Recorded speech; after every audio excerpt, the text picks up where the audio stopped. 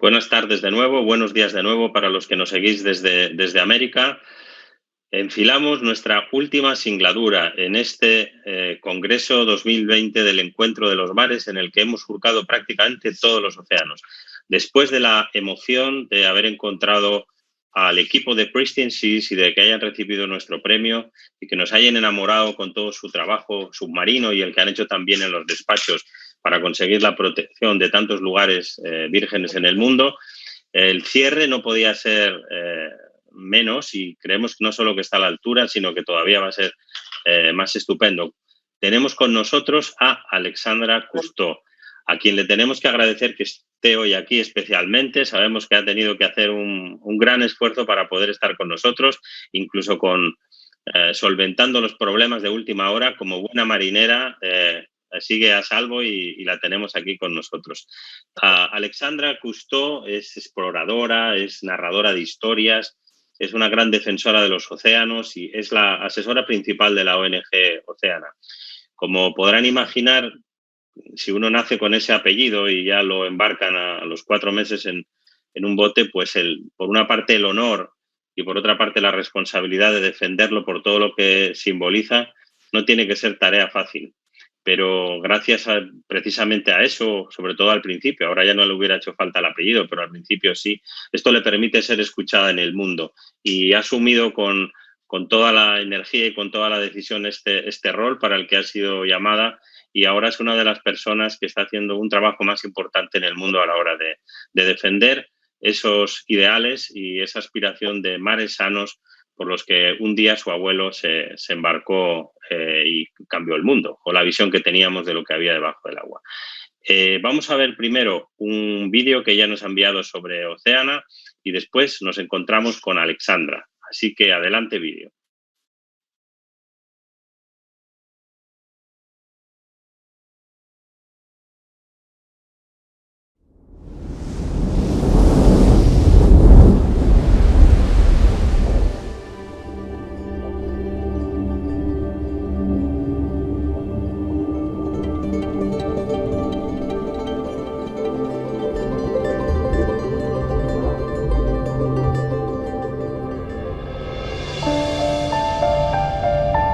Our blue planet is at a crossroads.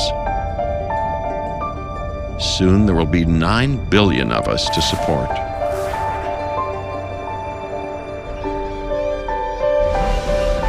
Where will all the food and resources that we need come from?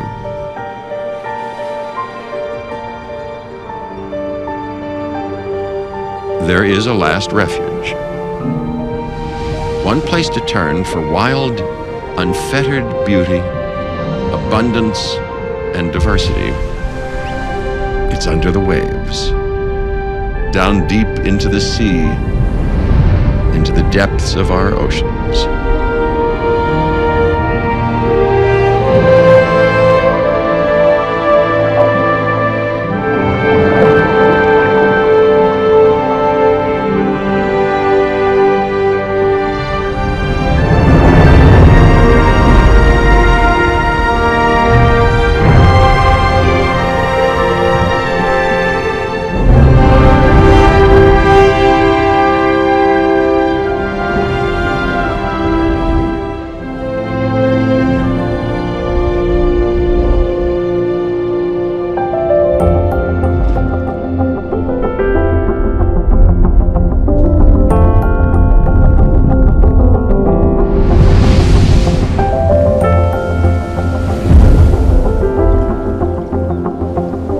Oceans are the source of all life on our planet.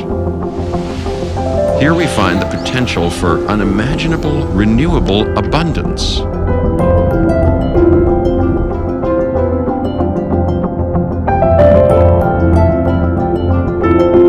Over 1 billion people, including some of the poorest in the world, depend on our oceans and wild seafood for survival.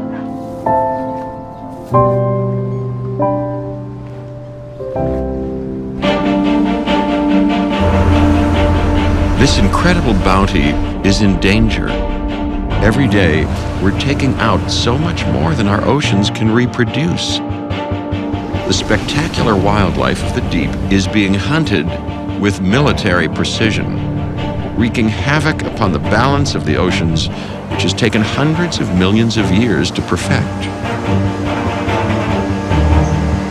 Millions of sharks are finned.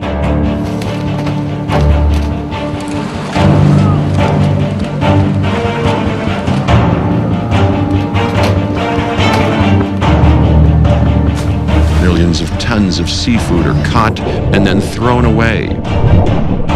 Ocean nurseries, the breeding grounds for new life, are being destroyed every day, indiscriminately. We are sabotaging ourselves and our children's future, throwing away one of our greatest sources of strength and renewal, draining our world's oceans of life, just when we need them the most to feed our hungry planet. Our oceans are amazingly resilient. Sea life can reproduce quickly. It's not too late. We can turn the tide of destruction around. The sea is not ungoverned. Just 10 countries control most of the world's wild catch. Oceania has won key policy victories in many of these countries, protecting over 1 million square miles of ocean. And we can do this around the world. We know what works. We need to focus on 3 goals: stop overfishing, control bycatch, and protect the nurseries.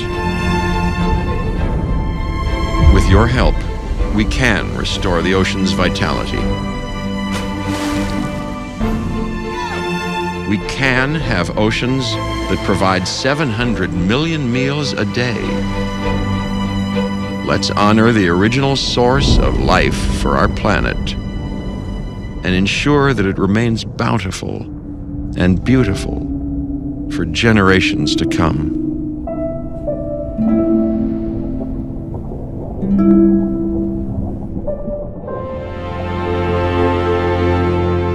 Help us. Let's save the oceans and feed the world.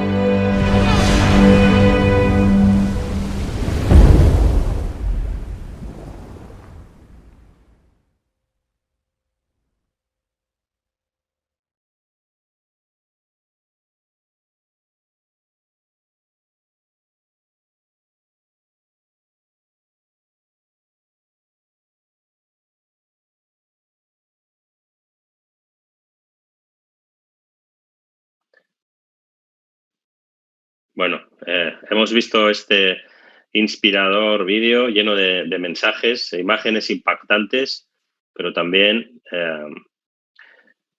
frases profundas, ideas profundas para que todo el ser humano se sienta interpelado, ¿no? por lo que está ocurriendo.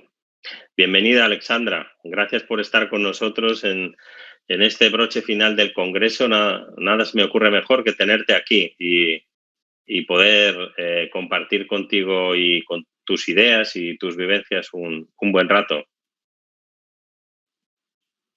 Thank you, Benjamin. It's wonderful to be with you and Muchísimas gracias, Benjamín. Estoy encantado de estar aquí y sobre todo de ser la última persona que va a hablar en este acontecimiento. Creo que lo que más me gusta sobre el vídeo que hemos visto es que nos recuerda que las cosas no se han decidido todavía, no están decididas. Hemos hablado de que para 2050 podría haber una en los océanos y estamos viendo los cambios que hay en los océanos y también sobre la Tierra, y estamos en un momento muy difícil con la pandemia, con la crisis de los plásticos, con los océanos, así que creo que es importante que recordemos que el final no está escrito todavía. Hay todavía muchísimo que podemos hacer para crear resultados distintos para 2050. Cuando yo era una niña, tenía a mi familia dedicada a la protección de los océanos. Esto era un tema muy habitual para mí. Cuando fui a mi primera expedición con 4 meses y crecí con la camaradería de la tripulación de mi padre y con las aventuras y contando historias comencé a entender el poder que tienen las historias para inspirar a las personas y para hacerlas actuar. Y hasta hace poco yo estaba muy centrada en el hecho de que mi vida, en el tiempo que dura mi vida, los últimos 40 años que yo he pasado en este planeta, han sido eh, la época de mayor declive de este planeta. Hemos desarrollado la tecnología que nos permite pescar más y más y más e ir más lejos en los océanos más que nunca. Hemos aprendido más sobre los océanos a través de la ciencia de lo que hemos aprendido nunca y a la vez hemos perdido más océano del que hayamos perdido nunca. Mi hija, cuando tuve a mi hija, yo empecé a plantearme sería el futuro que ella heredaría. Creo que empecé a pensarlo. Yo creo que todos los padres empiezan a plantearse eso cuando tienen hijos, pero me di cuenta de que las historias que yo quería contarle a ella no eran sobre la conservación, la conservación que inició mi padre y mi abuelo cuando todavía el 90% de los océanos estaban ahí para disfrutar y para protegerlos. Ahora ya no es quizá la forma en que tenemos que describir el trabajo que queremos llevar a cabo. Conservar y sostener y mantener el 50% de los océanos que nos queda ya no era una labor inspiradora para mí, no era la conversación que yo quería tener con mi hija. Así que empecé a plantearme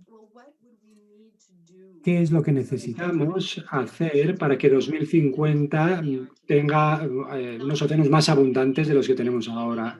No para mantener, para sostener el statu quo, sino devolverle ese esplendor a los océanos, a restaurar todo lo que hemos perdido y devolverle esas variedades, esa biodiversidad. Y me di cuenta de que esa era la historia que quería contarle a mis hijos. Y cuando llamé a mi amigo Carlos Duarte, que ha sido uno de los ponentes, creo que habló ayer, ¿no? En esta misma conferencia, eso fue hace 2 años, le dije a Carlos, ¿es posible que reconstruyamos la abundancia de los océanos a 2050 en lugar de utilizarlo todo y tener todavía más plástico? Yo no quiero ver esa narrativa ya más. Si es posible reconstruir los océanos, y me dijo, sí, claro, yo estoy escribiendo un ensayo sobre eso. Así que se publicó hace poco en Nature, en la revista Nature, y eh, eso forma parte del esfuerzo que yo quiero hacer. Y recibió mucha cobertura por parte de los medios. Yo he visto que se le dio bastante cobertura, pero también nos mostraba una hoja de ruta, una hoja de ruta científica y económica para volver a la abundancia para el año 2050. Yo creo que ese es uno de los mm, documentos científicos más importantes que se han escrito en los últimos 15 o 20 años sobre el tema, porque nos muestra que hay una verdadera oportunidad para reconstruir los océanos. Ya no hay más dudas, ya no queda tiempo para oportunidades de decir, bueno, no sé, pero es que no sé si es posible, no sé, quizá no vamos a adoptar estas medidas, no vamos a aprobar estas políticas, no vamos a exigir esto a los nuevos grupos implicados. No, sabemos que es posible, sabemos que va a beneficiar a nuestra economía y que lo único que queda es que nosotros demos el paso, exijamos a los políticos que aprueben la legislación que es necesaria para conseguir esos objetivos. Y hace 10 años Claro, empecé a trabajar con Oceana. Oceana es la mayor organización de conservación del medio ambiente en el mundo que está dedicada exclusivamente a los océanos. Y lo que más me gusta de trabajar con Oceana es que conseguimos trabajar con políticas para determinar qué es lo que es necesario para conseguir esa abundancia, pero una de nuestras principales eh, medidas es analizar esa abundancia y mirarla no desde el punto de vista de la abundancia para el valor que va a tener intrínseco y que nos va a hacer felices o porque alimenta a otras criaturas, eh, si por- sino por la seguridad alimentaria, por un lado, para las comunidades vulnerables que hay por todo el mundo. Según la ONU, para 2050 va a haber un 33% más de personas en este planeta, lo cual significa 2.400 millones de bocas más que alimentar. Y si nosotros somos capaces de hacer algo, de hacer cosas muy sencillas, no es nada complicado, vamos a ser capaces de recuperar esa abundancia en los caladeros de pesca y alimentar a más personas de las que alimentamos hoy en día. Así que hemos estado trabajando en países de todo el mundo que representan a algunas de las naciones pesqueras más importantes del planeta, para poder aprobar esas políticas que incluyen fijar cupos científicos para los pescadores, no cupos políticos, sino científicos, que reduzcan las capturas en algunas zonas que deben estar protegidas. Unas cuantas cosas muy sencillas, podemos recuperar esa abundancia y podemos alimentar a 1.000 millones de personas más al día, lo cual va a dar también trabajos, nutrición y oportunidades a la gente. Así que, Alexandra. Perdón, no, es que te quería hacer una pregunta. Bueno, antes de que pasaras al siguiente tema, era contarte que en el espíritu de este congreso está la esperanza. Nosotros estamos entre los optimistas y precisamente Carlos Duarte es nuestro gran inspirador, es una de las almas de este congreso. Por eso también yo, antes de conocerlo, tenía esa visión milenarista del problema, pensando que ya era demasiado tarde, que no se podía hacer nada. Y después de conocer a Carlos, de repente algo se encendió cuando el modo en el que él lo contaba y lo explicaba con datos científicos, además de con el corazón, pues de repente se abrió un mundo que dijimos, pues esto tiene sentido, vamos a ponernos también humildemente nosotros manos a la obra. Entonces, quería decir eso antes de que siguieras, y que estamos ahí en sintonía. Entiendo que tú ahora estás también entre los optimistas, entre los de que hay, o entre los pesimistas. Well, Carlos Duarte is my... Bueno, Carlos Duarte es mi guía espiritual, te podría decir. Él ha conformado una parte tan grande de mi conocimiento sobre el tema que realmente ha determinado muchas de mis ideas, y él ha sido un científico de renombre durante mucho tiempo, y él trabaja conmigo en todo el trabajo que yo hago, llevo sus ideas, y es realmente un ser humano extraordinario y una persona increíble. Así que sí es cierto que en este momento, cuando yo tuve a mi hija hace unos años y empecé a plantearme todo esto, yo dije, no puedo concebir que mis hijos vayan a ser la generación que escriba, redacte el obituario de los océanos. Hace 60 y tantos años mi abuelo empezó a filmar en plena gloria y la gran generosidad y abundancia de los mares en aquel momento. En menos de 100 años podemos llegar a perder todo eso. Y esa idea es imposible para mí. Sé que es posible que ocurra y sé que es posible remediarlo también. Así que mis conversaciones con Carlos me han ayudado a entender que hay un futuro diferente que podemos escribir nosotros mismos, y para eso tenemos que conformar una visión. Cuando yo era pequeña y estaba en los Alpes franceses aprendiendo a esquiar, yo tuve un instructor que me llevaba arriba de la cumbre y me cruzaba los esquís y me decía, dime Alejandra, cuando estás bajando, asegúrate de que no miras a los árboles, porque si miras a los árboles vas a ir directa hacia los árboles y vas a acabar estrellándote contra ellos. Así que asegúrate que cuando estás bajando por la pendiente, mira tu destino y determina dónde quieres dirigirte. Y yo creo que la sociedad tiene que hacer lo mismo. Pasamos mucho tiempo hablando y discutiendo y debatiendo sobre los árboles, y no dedicamos suficiente tiempo a crear un relato sobre la visión del futuro que queremos que tengan nuestros hijos, qué planeta que queremos que ellos habiten. Eso es lo que tenemos que hacer, tenemos que hablar del futuro. Me he dado cuenta de que hay cosas que tenemos que hacer que son muy distintas de las que estamos haciendo el día de hoy. Yo creo que eso empieza con la comunidad, hablar de cuál es el aspecto que tiene la abundancia, de cómo podemos llegar a recuperarla. Y me encantan las iniciativas que hay a través de la cocina y de los chefs, porque ellos son uno de los activos que nosotros tenemos. El futuro tiene que ser totalmente distinto del que tenemos ahora mismo, si queremos recuperar esa abundancia de los mares. Hay 3 veces más gente pescando de la que el océano puede soportar. Lo que hacemos en Oceana, abordando políticas distintas, es sin duda uno de los elementos, uno de los caminos más importantes para llegar a esa solución. Y yo creo que también Oceana ha estado pensando sobre esto mucho con nuestro programa de chefs, cómo conseguimos que la gente cuente esas historias de la abundancia de una forma que sea inspiradora y que sea tangible a la vez. Algunas de las campañas más populares que ha hecho Oceana es sobre el pescado y el marisco, diciendo que el pescado y el marisco, mucho del que hay en el mercado es ilegal y la gente cree que está comprando una cosa y está financiando algo que no es lo que queremos. Y eso ocurre en países ricos y también en países pobres del planeta. Y además, hay cómo hablamos de los alimentos, los chefs, por ejemplo, son modelos que debemos seguir. Eh, hay algunos que aprenden en las cocinas y en los institutos, pero también hay muchas personas que van a un restaurante y toman una comida extraordinaria y a menudo quieren recrear todo eso en casa. Así que si lo que comen en un restaurante es un pescado insostenible, pescado de forma insostenible, algo que no es lo que queremos promover, una especie, por ejemplo, que no debería comerse porque está amenazada, eso es lo que la gente va a imitar en sus casas. Y yo creo que los chefs tienen un lugar muy especial en este esfuerzo para reconstruir la abundancia de los océanos. Y yo creo que su corazón está también con nosotros, los chefs españoles que he conocido a través de Oceana y que son parte de esta iniciativa. Ellos tenían su corazón dedicado a eso, porque ellos adoraban el océano, adoraban el pescado y les encantaba compartir todo eso con sus clientes, con sus comensales.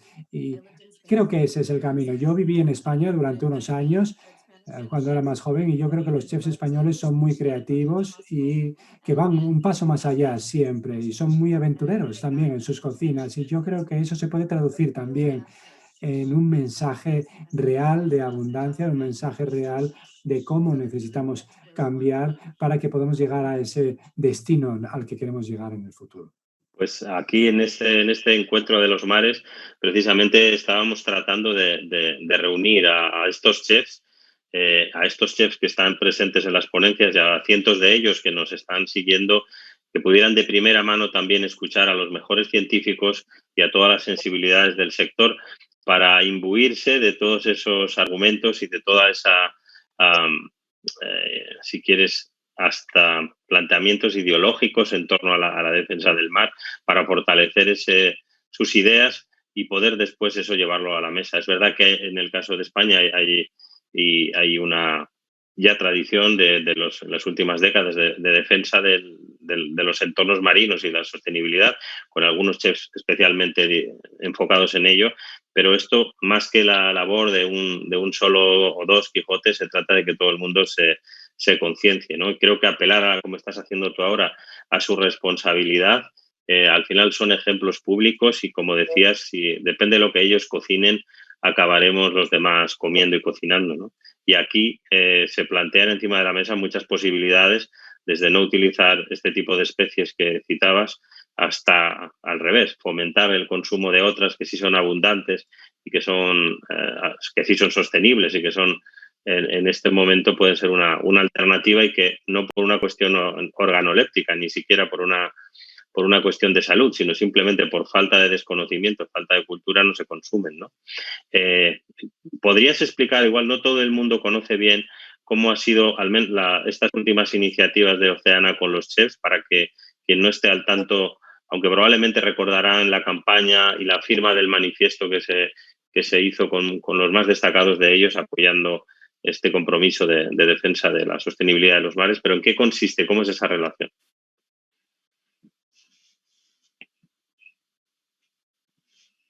I think that, one of the things that is Yo creo que una de las cosas que ha sido una estrategia muy exitosa para Oceana es que hemos encontrado embajadores de nuestras ideas en distintos lugares. A veces nuestros embajadores son celebridades, pueden dirigirse o llegar a grandes grupos de personas, y a veces los embajadores son también eh, gente que viene de una comunidad concreta, que tiene una presencia importante en el tema. Y eso es lo que han hecho los chefs. Los chefs tienen una influencia enorme, y cuando el mundo empezó a comer pulpo hace un par de años es porque lo decidieron los chefs, no fue por otra razón. Así que todo el mundo lo siguió y tuvo su momento en los menús, el pulpo.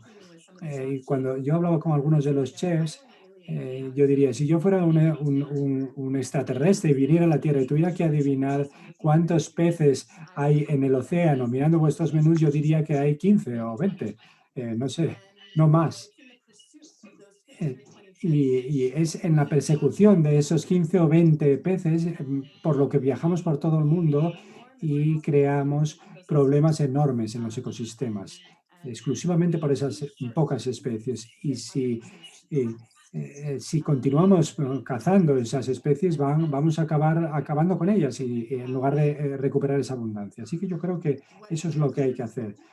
Que cuando me empecé a plantear qué podían hacer los chefs, pues decidimos que nos gustaba hablar con ellos buscar especies locales, especies pequeñas de pescado, de peces, hablar con socios y grupos de interés locales, y muchos de esos chefs encontraron recetas para las capturas que vienen a veces sin quererlas, que en las redes de la captura que realmente buscamos. Y no necesariamente siempre trabajar con pescados caros o baratos, no importa. A veces estás tirando al mar un pescado que es muy caro y ellos están encontrando formas de dar valor, atribuir valor a especies que habían estado subestimadas hasta hacía poco. Y creo que esa es la idea un poco. Así que a mí me encanta el esfuerzo que están haciendo muchos chefs para transformar su sector, para ser creativos, para ser valientes. Ellos crean menús y también pensar en cómo ellos se pueden convertir en paladines del cambio, en embajadores de todo este cambio. Hay un mundo enorme para los chefs a la hora de actuar. Lo que comemos, la experiencia que nosotros tenemos comiendo pescado es una de las experiencias más personales que podemos tener. Es algo que implica todos nuestros sentidos, la vista, el olfato, el gusto, todos. Así que es algo muy personal y es una forma de conectar con este problema. Y creo que es único. Así que ellos tienen en sus manos una herramienta muy importante, tienen un papel muy importante. Y yo animo a cualquier chef que nos escuche a realmente convertirse en un embajador de este cambio para recuperar la abundancia de los mares y para explorar las distintas especies que podemos utilizar y tratar de ampliar la diversidad y tratar de convencer a la gente de nuevas formas de consumir pescado. No sé si es lo que a ti te parece, que es lo que deben hacer los chefs. ¿Qué piensas tú? Sí, yo creo que al final son ejemplos sociales muy relevantes y sostengo la teoría de que cuando has recibido un don es para que lo utilices. Ellos han recibido el don de cocinar, ellos tienen la capacidad de ser atendidos por el resto de la sociedad ahora más que muchos otros científicos, más que otros muchos sectores de la sociedad. Y creo que su oficio, que en sí mismo es de los más nobles del mundo, esto de servir y hacer felices a los demás, todavía puede conseguir una dimensión más grande, ¿no? En el momento en el que deciden prestarse para ayudar a una causa tan noble, ¿no? Y contra la que nadie se posiciona, pero sobre la que hay que tener muy claro qué hacer para que al final no se quede todo en palabras vacías y en abrazos que no llevan a ningún lado. Entonces yo creo que como reivindicaban hace un rato nuestros compañeros de Pristine Seas, son unos tiempos en los que toca la acción. O sea, hay que reflexionar mucho. El papel del conocimiento y después de la reflexión de nuestro común amigo Carlos Duarte es fundamental, pero luego hacen falta también guerreros que estén en el día a día haciendo cosas concretas, a veces cosas pequeñas, pero al final creo que en esta lucha vamos a conseguir salir adelante con muchas cosas pequeñas. Probablemente no hay un solo objetivo, sino hay muchos pequeños objetivos que hay que ir conquistando. Yo tengo una pregunta, Alexandra. ¿Tú cocinas? I do, but Sí, sí, sí, pero no como pescado. Dejé de comer pescado cuando me di cuenta de que era muy difícil para mí saber de dónde venía ese pescado y quién lo había pescado y si había sido pescado en el momento adecuado, de la forma correcta y en el lugar correcto, si contribuía a al bienestar de las comunidades locales o no. Así que ahora soy más bien vegetariana, prácticamente vegetariana, pero me encanta el pescado. Y, y si hay un código de barras que me dice exactamente de dónde viene, toda la información, dónde se pescó, toda la trazabilidad hasta que llega a mi plato o a mi cesta de la compra, entonces cambio de opinión. Y yo sé que hay muchos pescadores que hacen bien su trabajo, sé que hay operaciones agrícolas que realmente están tratando de hacer las cosas bien. Me sorprendió mucho cuando descubrí que eh, la mortalidad aceptable en las operaciones agrícolas era del 40%. Eso es asqueroso, eso tiene que cambiar. Esa tasa de mortalidad aceptable es inconcebible para mí. Cuando sé todas esas cosas, entonces no lo como. Si encuentro que hay una operación, una empresa agrícola o un pescador local en el que confío, entonces yo los como.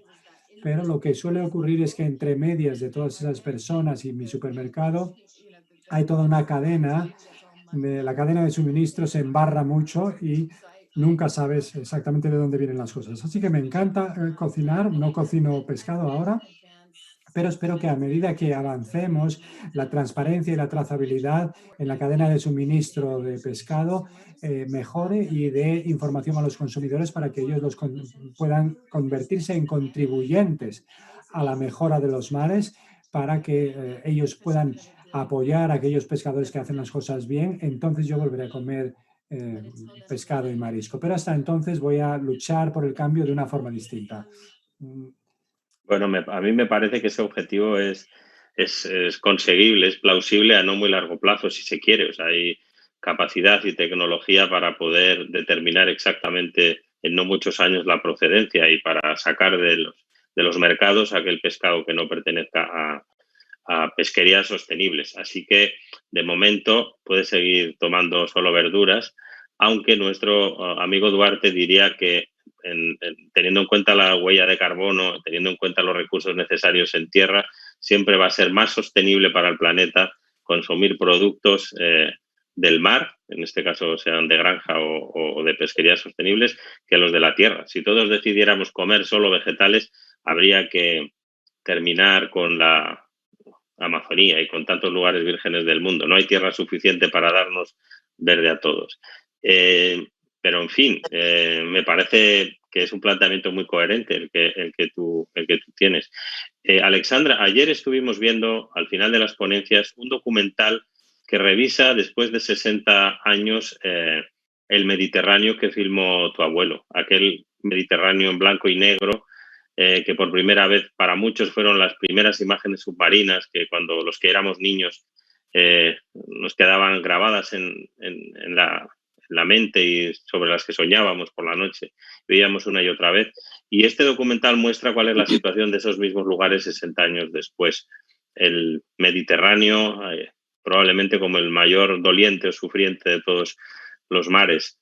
De todo el inmenso legado que dejó el comandante, y hay varias preguntas que me están haciendo los marineros que nos siguen en este congreso, ¿cuál es el que consideras que es más importante de cara a este reto que comentabas al principio, del 2030, 2050, 30% de los océanos protegidos?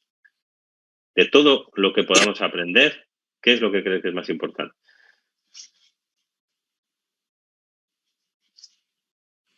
Well, I think what is Yo wonderful. creo que lo que es maravilloso de que mi abuelo llegara a tiempo de grabar los océanos antes de que empezaran a degradarse es que fuimos capaces de tener una base de la abundancia, de lo que debería ser y de lo que podrían volver a ser los océanos. Creo que es importante que no nos acostumbremos a lo que tenemos ahora, que luchemos por reconstruir los océanos y su biodiversidad y mantener eso siempre como nuestra estrella guía. también puede que nos sintamos escandalizados cuando vemos los cambios que se producen no solo en el Mediterráneo, sino en el resto de los océanos también. Cuando nos sintamos escandalizados, tenemos que recordar que hay mucho que nosotros podemos hacer para cambiar todo eso.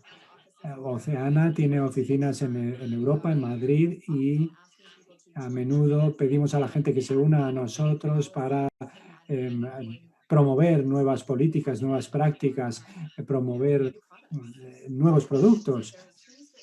Así que hay cosas que todos podemos hacer como personas individuales, como contribuyentes a ese mundo en el que vivimos y en el que queremos vivir, para cambiar los resultados. Y eso es muy importante y Oceana tiene muchísima información sobre eso en su página web. Y sobre todo, yo creo que hay que recordar que todo lo que hacemos tiene un impacto. Nosotros contribuimos al mundo en el que vivimos, queramos o no, haciendo lo que siempre hemos hecho, eso ya es una forma de elegir, es ser parte de un sistema que nos ha traído a donde estamos. Y hay muchas oportunidades ahí para hacer las cosas de una forma distinta. Yo creo que la gente tiene que sentirse bien al estar empoderada para crear cambio. Y la gente joven está exigiendo ese cambio. Ellos están pidiendo el cambio de todas las formas posibles. Están cuestionando el statu quo, están buscando y pidiendo el cambio y están marchando por las calles. Y yo creo que eso es bueno y tenemos que hacerles caso también. Tenemos que cambiar el paradigma fundamental de acuerdo con el cual nosotros vivimos. Y eso cambiará los océanos. Y yo creo que tenga a un hijo, lo que quiere es dejarle un mundo mejor que el que ha recibido. Así que nos podemos preocupar por su educación, por la universidad a la que van a ir, si van a tener un puesto de trabajo, pero si no nos preocupamos de la calidad de vida que van a tener en ese mundo futuro y no nos aseguramos de que haya abundancia en ese mundo, ahí hay una inconexión y quizá no somos conscientes de ella, pero la hay. Y a medida que vamos trabajando para un futuro mejor para nuestros hijos, eso tiene que venir de la mano de un cierto compromiso por nuestra parte para ser parte del cambio también. Alexandra, una pregunta que te traslado también, que me hacen a través del chat. ¿Cuál es tu opinión o cuáles son tus comentarios acerca del consumo de algas y de todo el desarrollo que se está produciendo, sobre todo en Oriente, a niveles absolutamente industriales y con una gran ambición como alternativa a la alimentación que tú antes proponías, ¿no? De momento, por conocer la procedencia de todo lo que consumes, en este caso, el mundo de las algas. ¿Qué opinión tienes? I'm a big fan of seaweed, actually. Yo soy una fan de las algas, sin duda. Está viviendo un momento muy interesante en el este. Las algas llevan mucho tiempo, llevan cientos o miles de años ahí como fuente de alimento para las personas también. Y recientemente, y Carlos y yo hablamos de esto a todas horas, las algas tienen un potencial enorme si somos capaces de escalar la producción de una forma regenerativa, no cometer los mismos errores en el océano que hemos cometido sobre la Tierra. Pero si podemos escalar esa producción con la acuicultura o las granjas, va a ser una buena alternativa.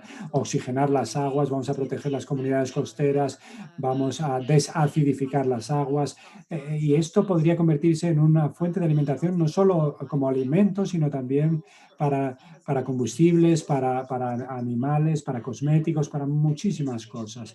Y yo creo que es interesante. Cuando yo miro el espacio que tienen las algas, hay muchas coaliciones que se están formando, hay muchísimo impulso y mucha inercia, no solo en el este, sino también en Occidente. El Occidente está convirtiéndose en un centro de innovación en el terreno de las algas, a pesar de que ellos solo tienen el 5% de las algas que crecen a escala global, pero si podemos escalar esa producción en Occidente para que sea un alimento industrial también para los animales, podríamos regenerar los océanos en lugar de destruirlos. Y es una alternativa para los productos industriales que ahora mismo sí que están destruyendo nuestro planeta.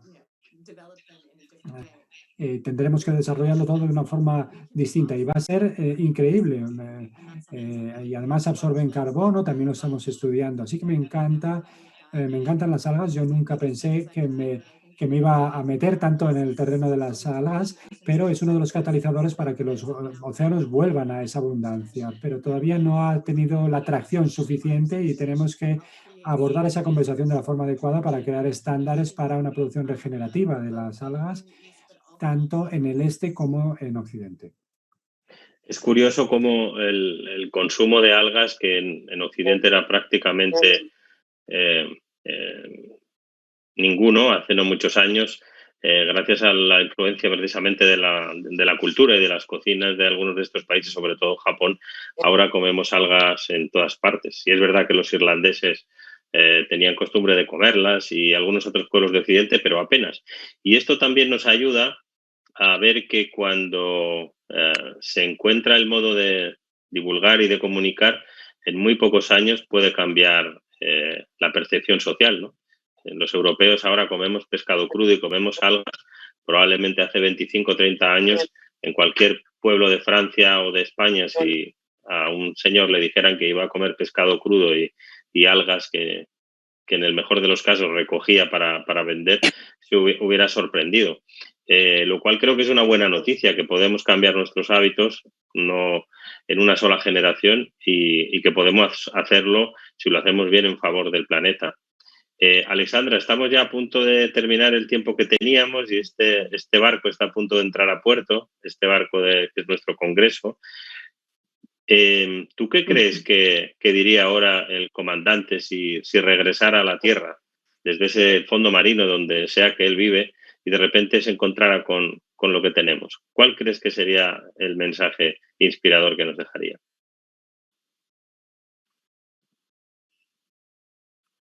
Well, my grandfather would obviously be appalled. Evidentemente estaría horrorizado. Si volviera a la Tierra ahora mismo, después de haber estado ausente durante 20 años, si se hubiera dado cuenta de que no hemos emprendido ninguna acción, no hemos tomado medidas para cambiar el cambio climático, que los caladeros sigan igual de sobreexplotados, todas estas cosas que él defendió durante tanto tiempo, va a ver que no se ha hecho nada. Él lo defendió todo con mucho ahínco y él estaría horrorizado de ver que esto no ha cambiado. Pero creo que, que sí que abrazaría esa idea de que todavía hay tiempo para volver a la abundancia, de que tenemos una ventana de 10 años en la que tenemos que actuar con ambición y con coraje y asumir esa tarea y esa responsabilidad de que tenemos que ser parte de ese maratón. Es un maratón, va a terminar, la ventana se va a cerrar en algún momento y entonces nos vamos a quedar con el resultado de nuestras propias acciones. Si hemos adoptado las medidas suficientes y hemos sido suficientemente ambiciosos, o suficientemente honestos y suficientemente valientes, yo creo que él no cejaría en animarnos a todos a tomar el toro por los cuernos y nos animaría a todos a ser parte en esa reconstrucción de los océanos. No me cabe la menor duda. Pero creo que hay muchísimo optimismo en esto y hay muchísima esperanza y el acto de reconstruir algo es intrínsecamente un acto de esperanza. Así que si abrazamos esa idea y esa esperanza y nos anticipamos al final de esta historia y escribimos algo distinto, estoy seguro que vamos a escribir algo estupendo. Bueno, yo me quedo con tu mensaje y voy a tratar de ser ambicioso, honesto y valiente en esta lucha en la defensa de nuestros mares. Muchísimas gracias, Alexandra, por acompañarnos y por inspirarnos. Y esperemos que el año que viene, cuando volvamos con este congreso, las cosas estén un poquito mejor. Así que muchísimas gracias y nos vemos pronto. All right. Gracias. Bueno, y con el barco entrando en puerto, nos vamos a ir a la última actividad de este Congreso, Encuentro de los Mares 2020. Me da ya mucha pena que se haya terminado, pero renovamos energías y con el espíritu pleno volveremos el año que viene. Antes de despedirnos, quería dar las gracias a todos nuestros patrocinadores, a la Junta de Andalucía, especialmente a la Consejería de Agricultura y Pesca, Gusto del Sur, también a Hyundai, al Cabildo de Tenerife y a DAM por habernos apoyado para que en estas circunstancias tan difíciles del confinamiento y de la edición virtual de un evento como este, pues hayan confiado en que podía ser inspirador para tanta gente como así ha sido. Para nosotros ha sido un auténtico placer poder reunirnos con todas estas personas, tanto los que nos han acompañado como ponentes, como con todos los que habéis estado ahí detrás, escuchando, formulando preguntas, reflexionando y participando de un modo intenso en estos tres días de singladuras en los que esperemos haber escrito, aunque sea un pequeño rengloncito, a favor de que en el futuro podamos volver a tener unos mares llenos de vida y salud. Y nos vamos de nuevo con reivindicación y con espíritu positivo y cerramos este congreso con el documental Salvemos nuestro Mediterráneo, protagonizado y dirigido por Manu Sanfélix, el explorador y buceador que antes hemos visto en la entrega del premio Sartún, en el que ha recorrido, acompañado de diferentes amigos, muchos rincones del mar Mediterráneo, mostrando la situación real, en este caso nada prístina, de nuestro Mare Nostrum. Con esto y con un fuerte abrazo, quedamos citados para el próximo Encuentro de los Mares. Esperemos que esta vez sí sea embarcados y con el mar real a nuestros pies, no como esta ocasión que hemos tenido que surcar aguas digitales. Un saludo a todos y os queremos mucho. Venid pronto.